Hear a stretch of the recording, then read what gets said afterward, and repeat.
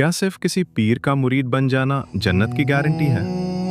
और क्या वाकई अल्लाह ने फरमाया कि अब्दुल कादिर जैलानी के तमाम मुरीद बख्श दिए गए? आइए कुरान और सही हदीस से चेक करते हैं। आज एक वीडियो में ये दावा किया जा रहा है कि अल्लाह ने शेख अब्दुल कादिर जैलानी से 70 मरतबा किया कि जो भी उनके मुरीद हैं सबको बख्श दिया गया है।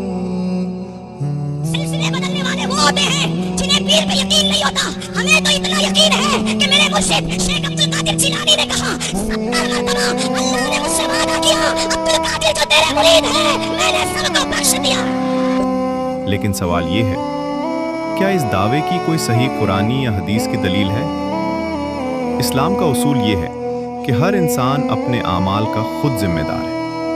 पहली हदीस, रसूलुल्लाह सल्लल्लाहु अलैहि वसल्लम ने अपनी प्यारी बेटी फातिमा रज़ी अल्लाह अन्हा से भी फरमाया, मैं अल्लाह के सामने तुम्हारे किसी काम नहीं आ सकता।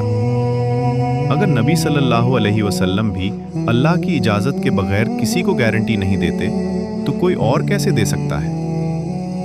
दूसरी हदीस, रसूलुल्लाह सल्लल्लाहु अलैहि वसल्लम ने फरमाया, जिसके आमाल उससे पीछे कर दें उसका नसब या ताल्लुक उससे आगे नहीं बढ़ा सकता।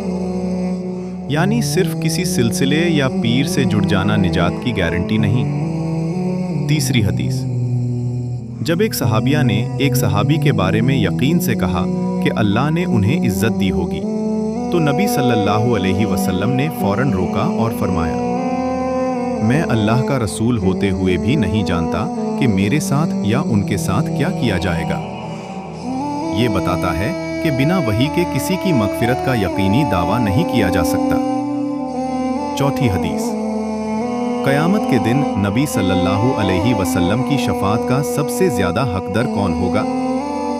जवाब था, वो शख्स जिसने इखलास के साथ ला इलाहा इल्लल्लाह कहा हो। यहाँ मुरीदी या सिलसिले का जिक्र नहीं बल्कि इखलास और तौहीद का जिक्र है। और कुरान का उसूल, अगर तुम सच्चे हो तो अपनी दलील लाओ। इसलिए दीन में हर अकीदे और दावे की बुनियाद कुरान और सही हदीस होनी चाहिए। शेख अब्दुल कादिर जैलानी रहिमहुल्लाह एक अजीम सुन्नी आलिम और बुजुर्ग थे। उनकी इज्जत हम सब पर लाजिम है, लेकिन उनकी तरफ ऐसी बातें मंसूब करना जिनकी सही दलील न हो दुरुस्त नहीं।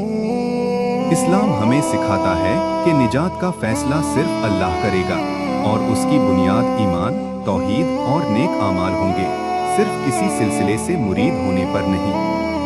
अल्लाह हम सबको कुरान और सही सुन्ना पर चलने की तौफीक अता फरमाए। आमीन।